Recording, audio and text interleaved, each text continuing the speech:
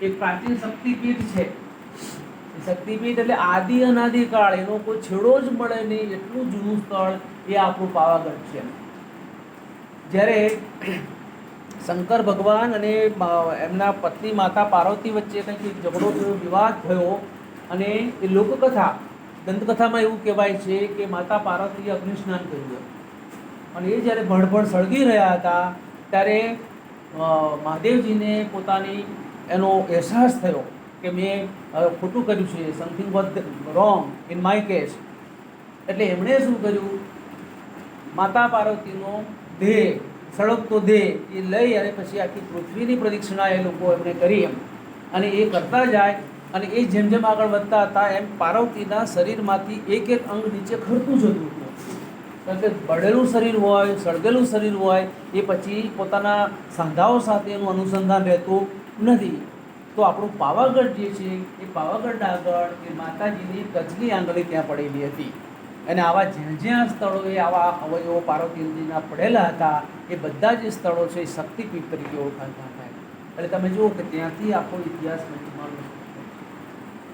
તમે જ્યાં બેઠા છો અને કદાચ અહીંયા પેલું કયું ગામ છે આપણે સાપાની આજુબાજુ એક ગામ છે, ત્યાં આજથી લગભગ 2500 વર્ષ પહેલાં અરજણ ભીલ નામના રાજાનું રાજ્ય હતું. હવે એનો પણ આખો એક ગૌરવશાળી જે ઇતિહાસ જે છે. અહીં નજીકમાં તમે ટુવા અને ટીંબા બધા જોયું હશે તમે. હા, આપણે બધા ત્યાં નાહવા પણ જઈએ છીએ, અને દંતકથા પણ એવી છે કે ભાઈ ત્યાં તમે ન હો તો તમારા શરીરના જે ચામડીના રોગો હોય છે એ બધા જતા રહેતા હોય છે. તો રામ, સીતા અને લક્ષ્મણ સાથેની જે સ્મૃતિ છે એ ટુવા અને ટીંબાના મંદિરમાં છે. નજીકમાં તમે જાઓ, અત્યારે તો આપણે ડિવિઝન થયું છે, બાકી દાહોદ અને ત્યાં મીરાખેડી. તો મીરાખેડી જે જાણીતું છે શેના માટે છે? ડાયનાસોરના ઈંડા માટે.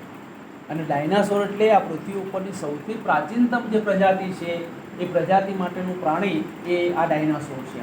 એ ટૂંકમાં આ જિલ્લાનો જે ઇતિહાસ છે એ હજારો વર્ષ જૂનો છે. બરાબર છે. એટલે એમાંથી થોડીક બાબતો, કે અડધો પોણો કલાકમાં મારે કંઈ બહુ મોટી લાંબી વાત તો કરાય નહીં એમ. હા, કદાચ હું બોલવા ચડું તો કદાચ પંચમહાલ વિશે આખો દિવસ હું બોલી શકું એમ, પણ એટલો બધો અત્યાચાર તમારા ઉપર હું નહીં કરું એમ. પહેલાં તો શું કરવું પડે, તમારે આ પંચમહાલ શું છે એ તમારે સમજવું પડે. તો પંચમહાલ એટલે એ 5 મહાલોનો બનેલો પ્રદેશ છે.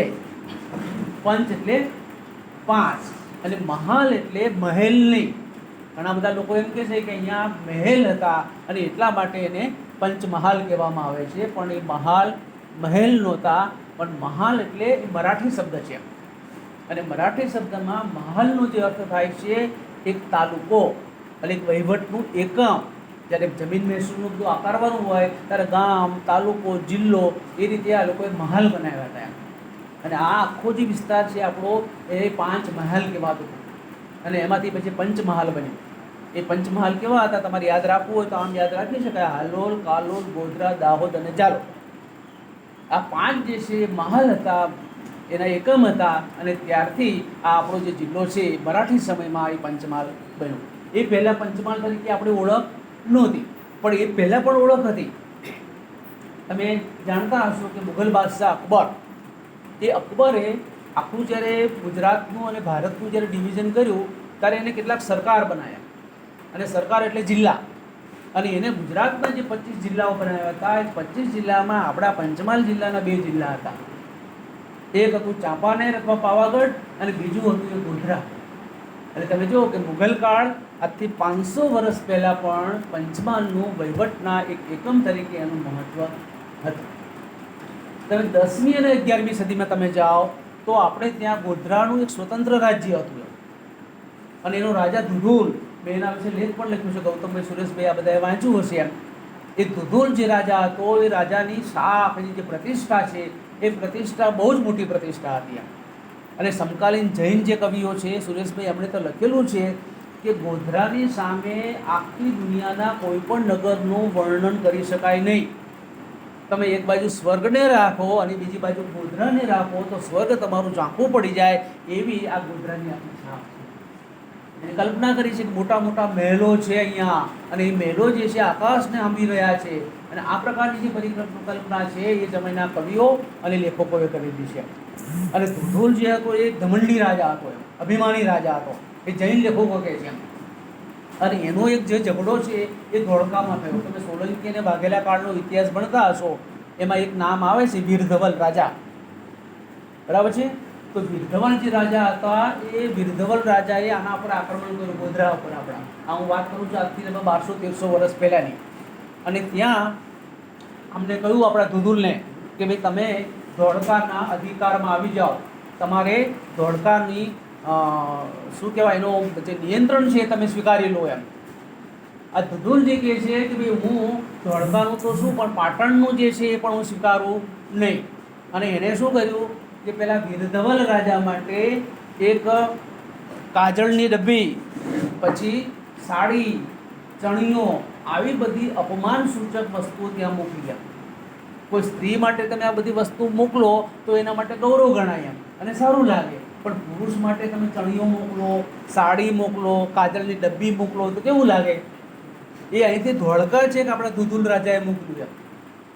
અને એ જ્યારે મોકલ્યું પછી પેલા લોકો ત્યાંથી ઉશ્કેરાયા કે ભાઈ આના કરતાં વધારે જે અપમાનજનક વાત છે એ તો ધોળકાના રાજા માટે કોઈ હોઈ શકે નહીં. તો પછી તમે જાણો છો કે પેલા વીરધવલ રાજાના 2 મંત્રી હતા. એકનું નામ હતું વસ્તુપાળ અને બીજાનું નામ તેજપાળ. કેટલા હોશિયાર છો, તમને ભણાવવાની જરૂર જ નથી ખરેખર. એ વસ્તુપાળ અને તેજપાળ જે હતા એમાંનો તેજપાળ જે છે એ તેજપાળ અહીંયા આવ્યો અને એને આપણા ગોધરાનગર ઉપર એને આક્રમણ કર્યું. પણ આ પણ એની સાથે બરાબર ફાઇટમાં આવ્યો, બરાબર સંઘર્ષ કર્યો.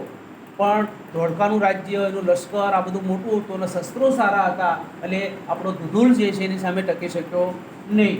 પછી એ હાર્યો અને એને લાકડાના એક પાંજરામાં પૂરી અને ગોધરાથી એને ધોળકા લઈ જવામાં આવ્યો. ધોળકા લઈ જઈ અને પછી પેલા વીરધવલ રાજાએ શું કર્યું કે એને જે પેલી સાડી મોકલાવી હતી, એને જે ચણિયો મોકલાવ્યો હતો, એને જે કાજળની ડબ્બી મોકલાવી હતી, એ બધું એને ભરી સભામાં ત્યાં ધોળકાના રાજ દરબારમાં મગાવ્યું. અને પછી પેલો પાંજરામાં પુરાયેલો આપણો જે ધુધુલ હતો એ ધુધુલને સાડી પહેરવામાં આવી, એને ચણિયો પહેરવામાં આવ્યો, એને બ્લાઉઝ પહેરવામાં આવ્યો અને એને આંખોમાં કાજળ નાખવામાં આવ્યું. અને ટૂંકમાં એને બહુ જ લજ્જિત કરવામાં આવ્યો, એક અપમાનજનક સ્થિતિમાં એને મૂકી દેવામાં આવ્યો એમ. પણ આ જે છે એ સ્વમાની માણસ હતો ધુધુલ. જો હું તો એમાંથી આ તત્વ શોધું છું એમ. અને એને શું કર્યું કે આવું જે અપમાન છે, વધારે અપમાન થાય એ પહેલાં પોતાની જીભ કચરી નાખી. પોતાની જાતે પોતાની જીભ જે હતી જીભને એને કચરી નાખી અને મોતને વહાલું કરી નાખ્યું અને સીધો એ લાકડાના પાંજરામાં એ માણસ મરી ગયો એમ. અને આ જે આખું પ્રસંગ છે તમારે નોંધવું હતું, નોંધજો. તેજપાળનો ગોધરા વિજય એ નામનું જે પુસ્તક છે એ લગભગ આજથી 105 વર્ષ પહેલાં 1918માં એ ભાવનગરથી આ પુસ્તક પ્રકાશિત થયું હતું. અને એમાં આ આખો જે પ્રસંગ છે એ પ્રસંગ નોંધવામાં આવ્યો હતો એમ. પણ ટૂંકમાં એમાં ગોધરાનું જે છે ગૌરવગાન કરવામાં આવ્યું છે. આમાં ઇતિહાસમાં શું છે પાછું, કોણ ઇતિહાસ લખે છે ને એ અગત્યનું છે. આપણે પેલી કહેવત છે ને કે વિજેતાઓ શું કરે છે, ઇતિહાસ લખે છે, અને પરાજિતો શું કરે છે, કવિતાઓ લખે છે. એટલે વિજેતાઓ કવિતાઓ ઇતિહાસ લખે ત્યારે સ્વાભાવિક છે કે એ પોતાના દૃષ્ટિકોણથી ઇતિહાસ લખવાના છે. અને આ બધો જે આખો ગોધરાનો ઇતિહાસ છે એ વિજેતાઓના દૃષ્ટિકોણથી લખાયેલો છે. એટલે ગોધરામાં એના વિશે બહુ માન સન્માનની ભાવના ન હોય એ બહુ સ્વાભાવિક બાબત છે. પણ ટૂંકમાં તમે જુઓ કે ઇતિહાસનો એક પણ પીરિયડ એવો નથી આવતો કે એ પીરિયડમાં ગોધરા અને પંચમહાલની કંઈક ને કંઈક નાનકડી ભૂમિકા ન હોય અથવા તો એને આખા ગુજરાતને રિપ્રેઝન્ટ ના કરી હોય. એટલે આવું આ આપણું આખું પંચમહાલ નામનું આ ગામ છે. બીજી બધી લાંબી વાતો કરવાનો અવકાશ નથી, મારે માત્ર થોડા ટપકા જ મૂકવાના છે. તમે બધાએ 1857નું જે સંગ્રામ છે એના વિશે તો સાંભળ્યું છે. એ સંગ્રામ તમે જુઓ ત્યારે આખું ગુજરાત શાંત હતું એમ. આ ગુજરાતમાં લગભગ એ સમયે 280 જેટલા દેશી રજવાડાઓ હતા. અહીં તમે ઉત્તર ભારતમાં ઝાંસીની રાણી, નાના સાહેબ પેશવા, બહાદુર શાહ જફર, બેગમ હજરત મહાલ, ફલાણા ઢીકડા, એ બધાએ અંગ્રેજો સામે એક મોરચો ખોલ્યો. આ ગુજરાતમાં એક પણ રાજા જે છે એને અંગ્રેજોની સામે મોરચો ખોલ્યો નહીં. પણ એ મોરચો ખોલવાનું જે કામ હતું એ કોણે કર્યું હતું? આ આપણા મધ્ય ગુજરાતના લોકોએ કર્યું. મધ્ય ગુજરાતના સામાન્ય લોકોએ એક અસામાન્ય જે જંગ છે એ અંગ્રેજોની સામે ખેલો હતો એમ. અને તમને જો પીએચડી કરવાની ઈચ્છા હોય તો આ એક વિષય ગૌતમભાઈ બહુ જ અગત્યનું છે, એના વિશે તમે ભવિષ્યમાં પીએચડી કરી શકો એમ. મધ્ય ગુજરાતમાં 1857નો સંગ્રામ અથવા તો 1857ના સંગ્રામમાં મધ્ય ગુજરાતની ભૂમિકા, એના વિશે તમે આરામથી પીએચડી કરી શકો. એટલે કે નાના નાના જે ગામડાઓ છે, અહીંયા તમે દાહોદનું અપલોડ કરીને ગામ તમે કહો, ઝાલોદ છે, અહીંયા પેલું પીપલોદ છે, લીમખેડા છે, આપણું ગોધરા છે, હાલોલ છે, કાલોલ છે, સંખેડા છે, જાંબુઘોડા છે, આ બધા જે વિસ્તારના જે સામાન્ય લોકો, ખાસ તો આદિવાસી, મને તો બહુ પ્રેમ છે એના ભીલો હોય કે એના નાયકાઓ જે છે એને એ અંગ્રેજોની સામે બહુ જ મોટા પ્રમાણમાં એ લોકોએ સંઘર્ષ કર્યો હતો. એ બધાની વાત તો વિગતવાર થઈ શકે એમ નથી, પણ મારે એક નેતા એની વાત ખાસ કરવી પડે છે, કારણ કે આપણે બીજા બધાની યાદ રાખી છે, ઝાંસીની રાણીને, બેગમ હજરતમાલને, પણ તમારામાંથી મારા ખ્યાલથી કદાચ આ સાહેબો સિવાયના કોઈ લોકોને રૂપસિંહ નાયકનું નામ ખબર નહીં હોય.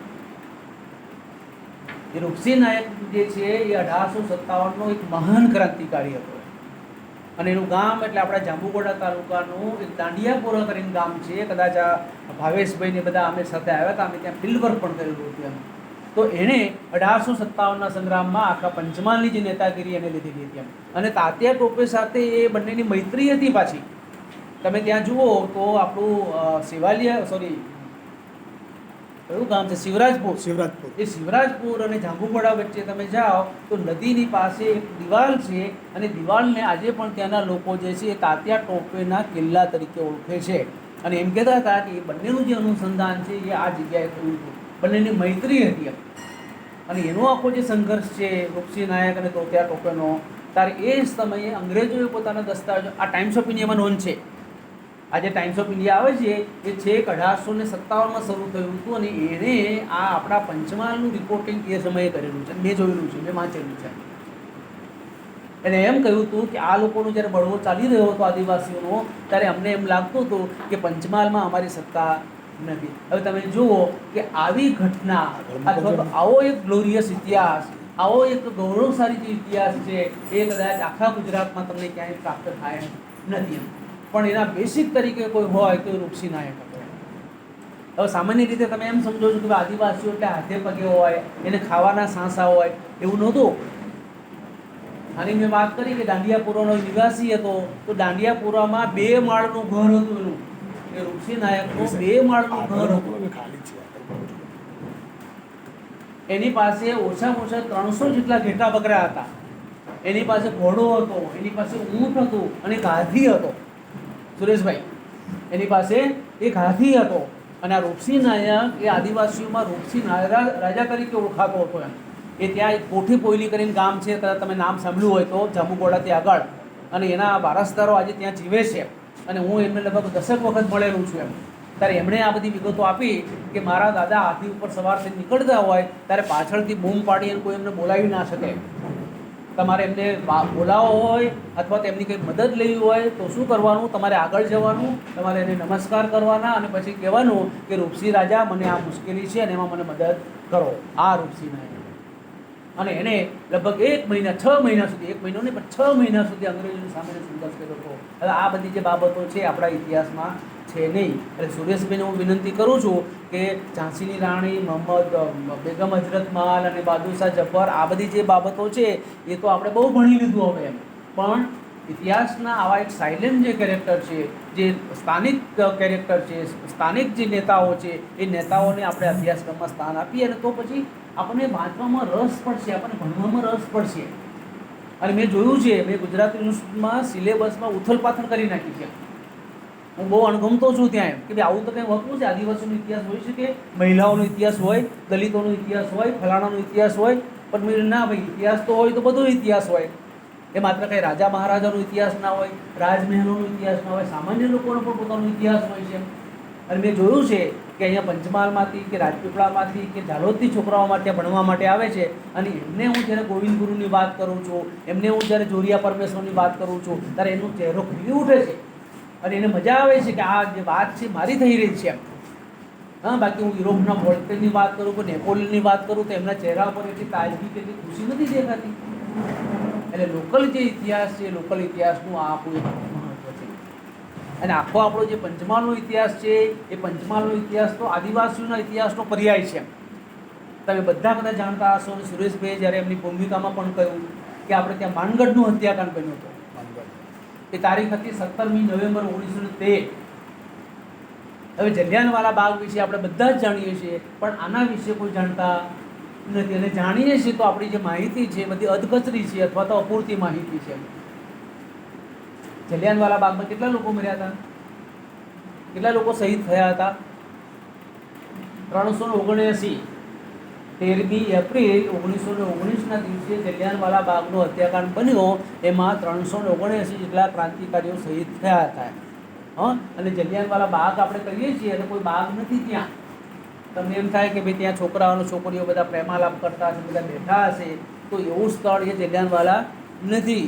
એ મૂળ તો શું હતું, એક પારસીની પ્રોપર્ટી હતી અને ખુલ્લું મેદાન છે. તમે જોજો અમૃતસરમાં જાઓ તો અને ત્યાં 3 કૂવા છે અને ચારે બાજુ દિવાલો છે અને દિવાલોમાં પહેલાં ભાઈએ જે ગોળીઓ વરસાવી જનરલ ડાયરે, એ બધાના નિશાન છે.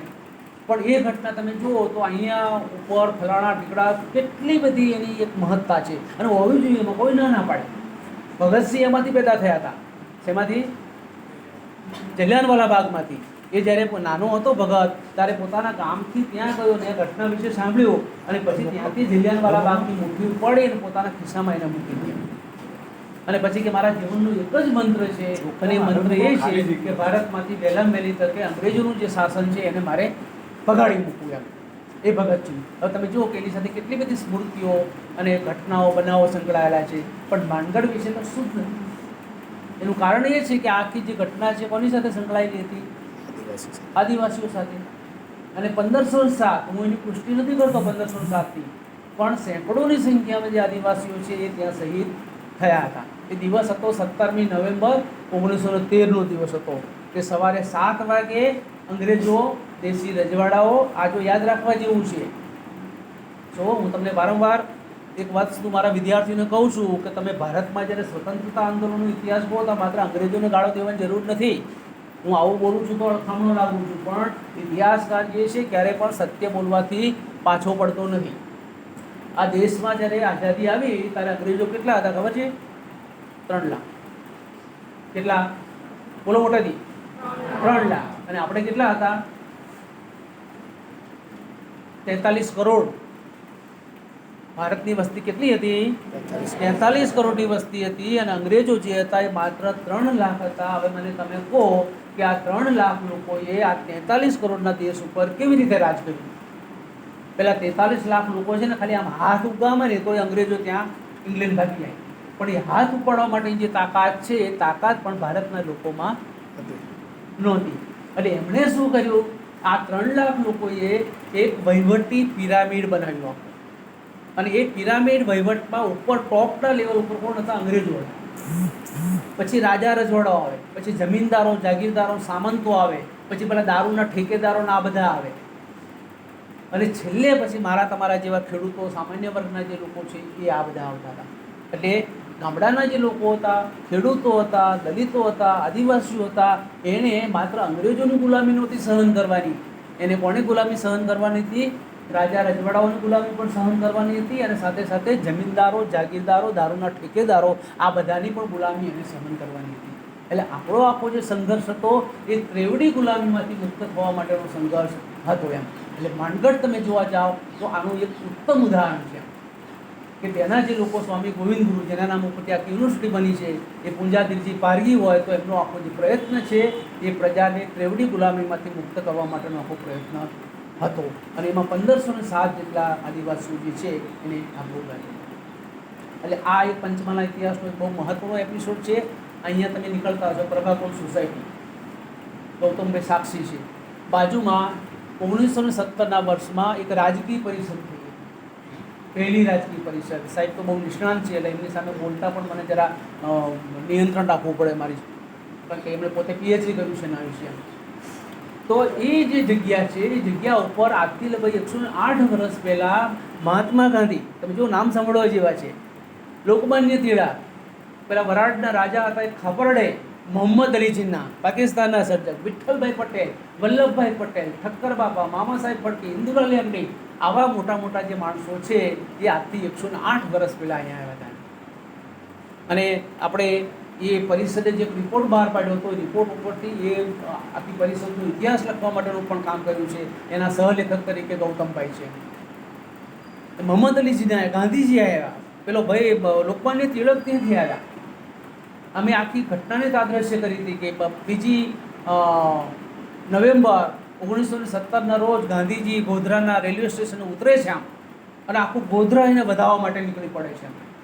અને ઇન્દુલાલ યાજ્ઞિક ને મામા સાહેબ ફડકેના બધા એના વર્ણન કરે છે એના આત્મકથાઓમાં કે ઓછામાં ઓછા 10,000 લોકો એને વેલકમ કરવા માટે જાય છે.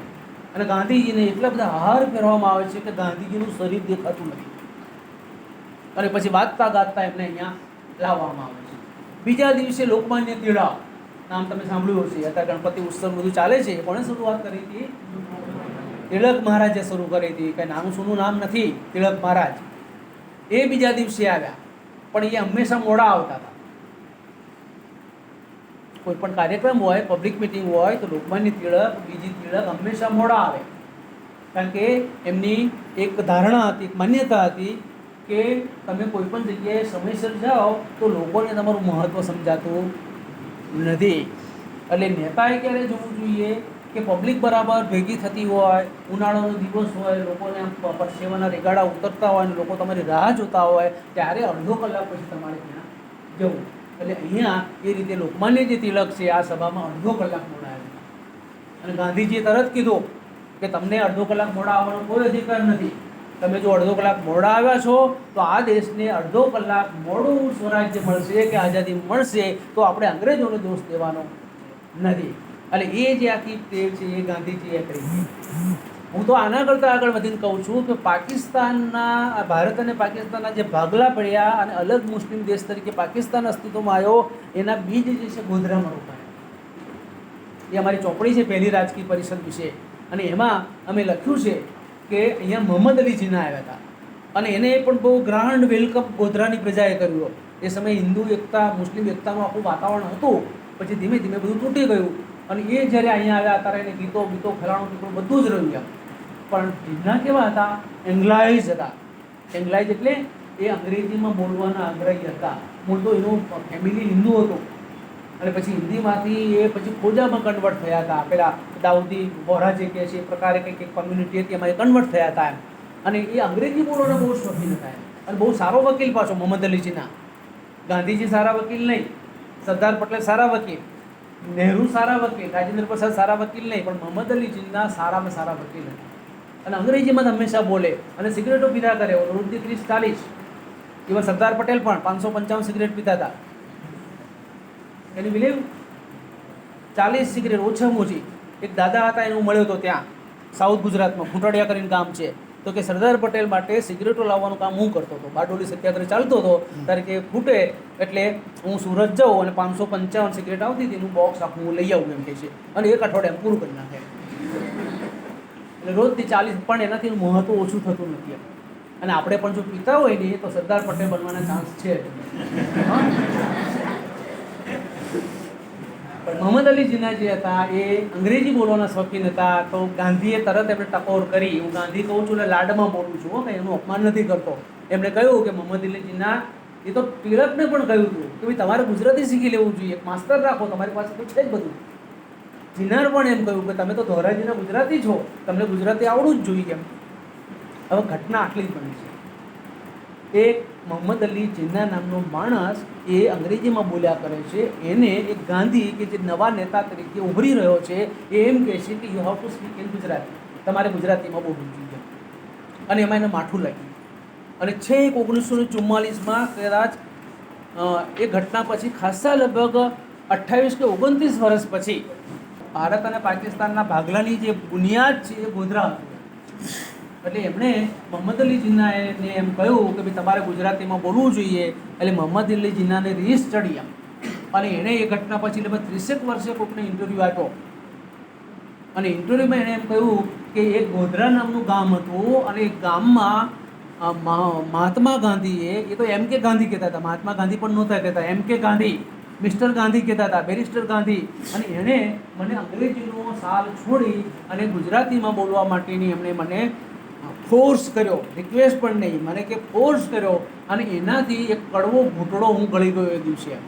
અને ઓલવેઝ ગાંધી માટે મને ધિક્કારની, એક તિરસ્કારની જે ભાવના છે એ ભાવના રહી એમ. એટલે આમ તમે જોવા જાઓ તો મોહમ્મદ અલી જીનાનું પાકિસ્તાનનું જે સપનું હતું એ સપનું એમ એક રીતે ગાંધીજીના વિરોધનું એક એમનું સપનું હતું અને એની જે ભૂમિકા જે છે એ ભૂમિકા અહીંથી આપણા ગોધરામાંથી નંખાઈ હતી. એટલે આવી અનેક નાની મોટી જે ઘટનાઓ છે એ આપણા પંચમહાલમાં બની છે. ઘણા બધા નેતાઓ પણ અહીંયા થયા છે. એમ કે તમે જુઓ, પણ સુરેશભાઈ જે વાત કરી ને એ બહુ સાચી વાત છે કે આ પંચમહાલની જે ધરતી છે એ ધરતીમાં લોકલ લીડરશિપનો પટેલ સાહેબ બહુ જ મોટો વેક્યુમ છે. વેક્યુમ એટલે શૂન્ય અવકાશ છે. કારણ કે પંચમહાલની પોતાની તાસીર છે, એની એક સાયકોલોજી છે. અહીંના જે લોકો છે ને ક્યારે ઉતાવળમાં માનતા નથી, ક્યારે કોઈનો અવિશ્વાસ કરતા નથી, અપ્રમાણિક બનતા નથી, મૂંસાતુસી નથી કરતા, હરીફાઈમાં નથી ઉતરતા. એટલે અહીંયા લોકલ જે લીડરશિપ છે એ લીડરશિપનો બહુ મોટો અભાવ છે. અને તમે આખો પંચમહાલનો ઇતિહાસ જુઓ તો મેં તો આખો પંચમહાલનો ઇતિહાસ ગળી ગયો એમ કહું તો ચાલે. તો ક્યાંય પણ મને લોકલ નેતાઓ કોઈ દેખાય નથી, સિવાય કે માણિકલાલ ગાંધી જે કાલોલના હતા. પછી હું તમને ગણાવું, ઠક્કર બાપા, એક અમૃતલાલ ઠક્કર તરીકે એક લોહણા એ ભાવનગરથી આવ્યા હતા, પણ પંચમહાલે એને ઠક્કર બાપા બનાવ્યા અને લીડરશીપ એને આખા પંચમહાલની લીધી. ડાયાભાઈ નાયક, લક્ષ્મીદાસ શ્રીકાંત, તમે જુઓ, વામનરાવ મુકાદમનું નામ તમે સાંભળ્યું છે, એને તમે સિલેબસમાં લેજો સાહેબ. અને તમે સિલેબસમાં લેજો ને તો આપણા નરેન્દ્ર મોદી પણ બહુ રાજી થશે. આપણા વડાપ્રધાન એ અહીંયા ગોધરામાં સંઘમાં કામ કરતા હતા ત્યારે સ્ટોટ લાઇબ્રેરીમાં એ બેસતા હતા અને વામનરાવ મુકાદમે એક પુસ્તક લખ્યું હતું, છત્રપતિ શિવાજી મહારાજ. અને એમ કહે છે કે મારા જે વિચારોને, રાષ્ટ્રવાદી વિચારોને કંઈ પોષણ મળ્યું હોય તો વામનરાવ મુકાદમ લિખિત પુસ્તક છત્રપતિ શિવાજી મહારાજ પુસ્તક હતું. તો એ વામનરાવ મુકાદમ પણ મરાઠી હતા. મામા સાહેબ ફડકે, ઇન્દુલાલ યાજ્ઞિક, સરદાર વલ્લભભાઈ પટેલ, એનું તો વકીલાત કરી દે અહીંયા. કે જ્યારે પેલા પરેશ રાવલનું પિક્ચર બન્યું ત્યારે હું ગોધરામાં હતો, ત્યારે અમે થોડુંક એને ગાઈડ કર્યું હતું. અહીં તમે સોનીવાડ જુઓ છો તો સોનીવાડમાં જહુરપુરાના રસ્તે 2 માળનું ઘર છે. અત્યારે છે જ નથી, ખબર નહીં, તો તપાસ કરવા જઈએ છીએ તો બીજે માળ એ પોતે ત્યાં ભાડે રહેતા હતા. સરદાર વલ્લભભાઈ પટેલ જે ભવિષ્યનો લોહ પુરુષ થવાનો હતો, એ માણસ he started his career as a district leader. એક જિલ્લાના એક વકીલ તરીકે પોતાની કારકિર્દી શરૂ કરે છે. અને સ્થિતિ એવી હતી કે એની પાસે ઘર ચલાવવા માટેના પૈસા નહોતા.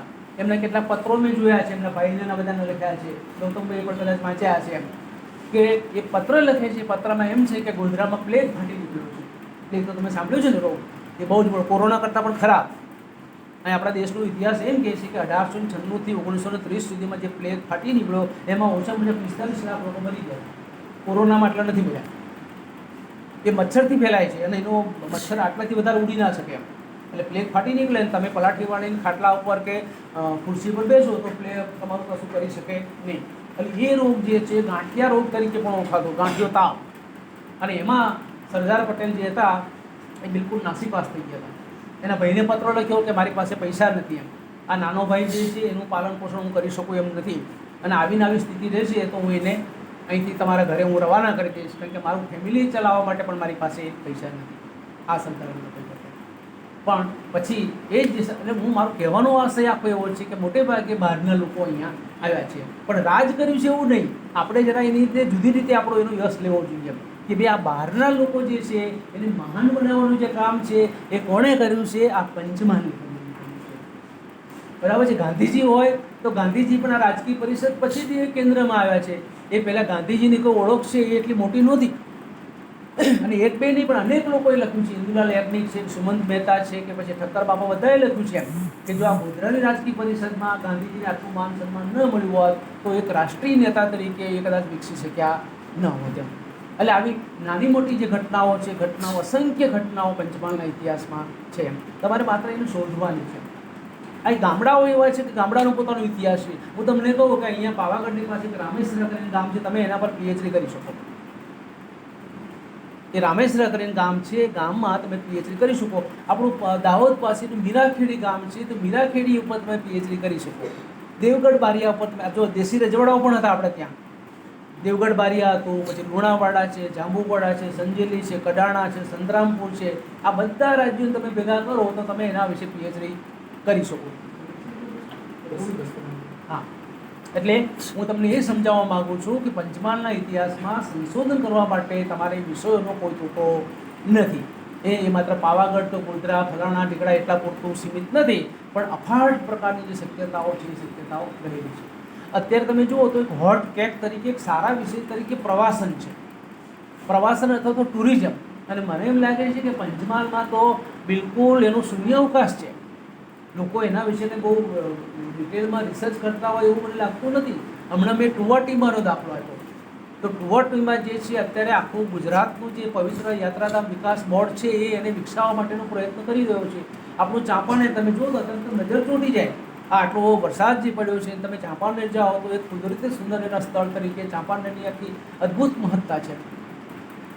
અને વિશ્વ વિરાસતના સ્થળ તરીકે વર્લ્ડ હેરિટેજ સાઇટ તરીકે પણ એનું છે. તો એ એક પ્રવાસનના મથક તરીકે આપણે એના પર પીએચડી થયું છે. હા, અને ભાવેશભાઈ તમે નોંધજો, એ ચંદ્રમૌલી મજુમદાર કરીને એક ઇતિહાસકાર હતા, નાગર હતા પોતે, અને એમને ચાંપાનેરનો ઇતિહાસ આજથી મારે ખ્યાલથી લગભગ 30-35 વર્ષ પહેલાં એમને લખેલો છે. પણ આપણે પ્રવાસનના દૃષ્ટિકોણથી એને લખવો જોઈએ. મોહમ્મદ બેગડો, એના પર પીએચડી થવું જોઈએ. બોલો, મોહમ્મદ બેગડો કેટલું મોટું ગુજરાતનું એક યશસ્વી સુલતાન હતો. એને આ ચાંપાનેર છે, પટેલ સાહેબ એટલું બધું માફક આવી ગયું હતું, અહીંથી જવાનું જ નામ નહોતું કે મારે આ પંચમહાલ અને ચાંપાનેર મારે છોડવું જ નથી એમ. પણ એની એક મર્યાદા હતી, અને એ મર્યાદા હતી તરબૂચ એને બહુ ભાવતા હતા. એ તરબૂચ ખાવાનું બહુ, આમ તો ખાવાનો શોખીન તો બહુ જ. તો તરબૂચ ખાવા માટે અમદાવાદ જતો હતો, અને પછી તરબૂચની સિઝન પતે એટલે વળી પાછો ચાંપાનેર આવ્યું. આ ગુજરાતની રાજધાની હતું ચાંપાનેર એક સમય. પણ આપણે છે ને એ હંમેશા આપણી સારી જે બાબતો છે એ પણ આપણે બીજાની આંખોએ આપણે જોવું પડે છે. તો એ મોહમ્મદ બેગડાના સમયનું એક જે યશસ્વી જે પાટનગર છે એ આપણું આ ચાંપાનેર હતું.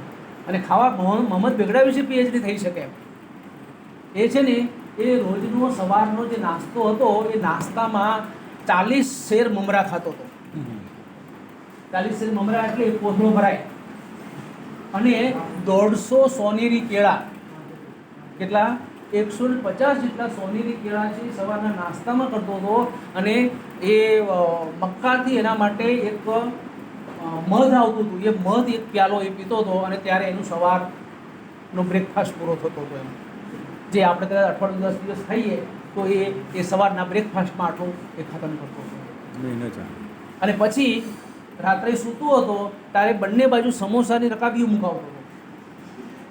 એટલે એને એમ કે હું રાત્રે ઊંઘી જાઉં, પછી મને ભૂખ લાગે તો શું ખાવ, જે બાજુ પડખું ફેરવું એ બાજુથી હું સમોસા મારા હાથમાં આવી શકે. એટલે લગભગ 50-60 જેટલા સમોસાની પ્લેટો જે છે એ મુકાવતો હતો.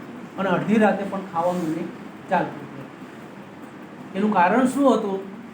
એ કારણ એટલું જ હતું કે આયુર્વેદના નિષ્ણાતો એમ કહે છે કે કોઈ માણસ વધારે પડતું કંઈક બચપણમાં ઝેર લઈ લીધું હોય તો એ ઝેરની જે મારક શક્તિ છે એને તમારે ખતમ કરવા માટે શું કરવું પડે? ખોરાક વધારે લેવો પડે. અને મોહમ્મદ બેગડાના ઇતિહાસમાં એવું છે કે એ જ્યારે નાનો હતો ત્યારે એની મા એ સતત એના ભવિષ્ય વિશે ચિંતિત રહેતી હતી કે આ છોકરો મોટો થશે એને કોઈ મારી નાખશે તો એની મા જે છે બચપણથી એને થોડું એને ઝેર આપતી હતી. પણ એ થોડું ઝેર જે છે એ મોહમ્મદ બેગડાને એટલું ભાવતું થઈ ગયું કે પછી તો એના ઉપર ચાલતું જ નહોતું એને. એટલે અમુક ઝેર ના ખાય, ફલાણું ના ખાય. અને આ હું નથી કહેતો, એક સેમ્યુઅલ બટલર, સાહેબ તો સાહિત્યના છે, એ સેમ્યુઅલ બટલર એક ઇંગ્લેન્ડનો, સ્કોટલેન્ડનો એક કટાક્ષ કવિ છે, કટાક્ષકાર સેમ્યુઅલ બટલર. અને હુડીબ્રાસ નામની એને એક ચોપડી લખી છે કવિતાની, અને એમાં એને લખ્યું છે, હું એ જ શબ્દમાં તમને વાંચી સંભળાવું છું. The king of Cambay is daily food is asp basilisk and toad. એટલે એમ કે જે ખંભાતનો રાજા, એ ખોટું છે, ખંભાતનો રાજા નહોતો, ગુજરાતનો રાજા હતો. અને એ પોતાના રોજના ખોરાકમાં ઝેરી સાપ, ગરોળી અને દેડકાઓ ખાય છે. આ નવાઈની વાત નથી, ગરોળી તો ઘણા બધા ખાતા હોય છે. અમારા અમદાવાદમાં એવા 15-20 વર્ષ પહેલાં એક ભાઈ હતા તો ગરોળીઓ ખાતા હતા. અને એની આંખની શક્તિ એવી હતી કે આમ દિવાલ સામે જુઓ અને ગરોળી ચાલતી હોય તો એની નજર પડે તો ગરોળી ત્યાં ચોંટી જાય. અને પછી એ જે લઈ અને જે કરવાનું એ પોતે કરે. પછી મારા તમારા જેવાને ગરોળી વધારે હોય ઘરમાં તો પછી એનો સ્પેશિયલ એને ઇન્વાઇટ કરે કે ભાઈ મારે આ ઘરે આવો અને તમે ગરોળી ખાઓ. હા, હસવાની વાત નથી, આ બિલકુલ ફેક્ટ છે, સાચી વાત છે. તો મોહમ્મદ બેગડાના સંદર્ભમાં પણ આ બધી વસ્તુઓ હતી કે એનું શરીર પછી એટલું ઝેરી થઈ ગયું કે આ શર્ટ કાઢીને ખેતી ઉપર ટીંગાડે તો એ શર્ટને કોઈ પહેરી ના શકે. એના શરીર ઉપર માખી બેસે તો માખી ફૂલીને મરી જાય. આ એક બેનિફિટ કહેવાય ચોમાસાની ઋતુમાં. એટલે મચ્છર હોય કે માખી હોય તો એના શરીર ઉપર એ કરી શકતા નહોતા. એટલે આ મોહમ્મદ બેગડો આપણો આ ચાંપાનેરની જે રાજધાની એને સિક્કા પડાયા નહીં. અને આ જે શહેર છે એ શહેરે મુકરમ એ રીતે આપણું ચાંપાનેર ઓળખાતું હતું. એટલે આવી તો અસંખ્ય જે વાતો છે, મેં તમને વાત કરી કે કદાચ એની વાતો કરવા બેસી તો આપણે દિવસોના દિવસો લાગે. પણ મારી છેવટે આપની એક જ વિનંતી છે કે બીજે બધે બહાર જોવાને બદલે માત્ર આપણી અંદર જોવા માટેનો પ્રયત્ન કરો. આ પંચમહાલની ભૂમિમાં, મધ્ય ગુજરાતમાં ભૂમિમાં જોવાનો પ્રયત્ન કરો અને ત્યાંથી જેટલા પણ પ્રયત્નો થાય એનો ઇતિહાસ અને સંસ્કૃતિને એ જીવંત રાખવા માટેનો. કારણ કે ઇતિહાસ છે એ ભૂતકાળનો વિષય નથી. અમારા મકરંદ મહેતા સાહેબ કાયમ કહેતા હતા કે ઇતિહાસ એ છે માનવ અનુભવોની પ્રયોગશાળા છે. શું છે? એ મનુષ્યને ભૂતકાળમાં જે અનુભવો થયા છે એની પ્રયોગશાળા છે અને એમાંથી પ્રયોગો કરીને પછી આપણે આગળ વધવાનું છે. પણ સ્થિતિ એ છે કે આપણે ઇતિહાસમાંથી કશું શીખતા નથી. એક હર્બર્ટ સ્પેન્સર નામનો એક વિદ્વાન હતો. એ વિદ્વાને એમ કહ્યું છે કે ઇતિહાસમાંથી માણસે એટલું શીખવાનું છે કે ઇતિહાસમાંથી માણસ કશું શીખ્યો નથી. એટલે મને પણ આ વાતમાં શ્રદ્ધા છે. કારણ કે જો ઇતિહાસમાંથી શીખવાનું હોય તો ખરેખર સૌથી ડાયું કોણ હોય? ઇતિહાસકારો હોય, ઇતિહાસના અધ્યાપકો હોય અને ઇતિહાસના વિદ્યાર્થીઓ હોય. તમને લાગે છે મારામાં કંઈ ડાપણ હોય? સુરેશભાઈમાં હશે કદાચ. એટલે આટલી વાત કરી અને મારી વાણીને વિરામ આપું છું. સુરેશભાઈ મને આમંત્રણ આપ્યું, ગૌતમભાઈ અને ભાવેશભાઈ એ બંને પણ એ કર્યું અને સૌથી વિશેષ તો મહેશભાઈ મારા બહુ જૂના મિત્ર છે અને એમને અહીંયા ખાસ શિરકત લાવ્યા, ઉપસ્થિત રહ્યા એ બદલ એમનો આભાર માનું છું અને આપ સૌનો આભાર માનું છું. Thank you very much. તો આપણે એક સ્વાગત આપણા સ્ટેટ પીટીઆરસી સાયન્સ કોલેજના પ્રિન્સિપાલ શ્રી એમ.બી. પટેલ સાહેબનું સ્વાગત આપણા ડૉક્ટર ઇતિહાસ વિભાગના ડૉક્ટર ગૌતમભાઈ ચૌહાણ.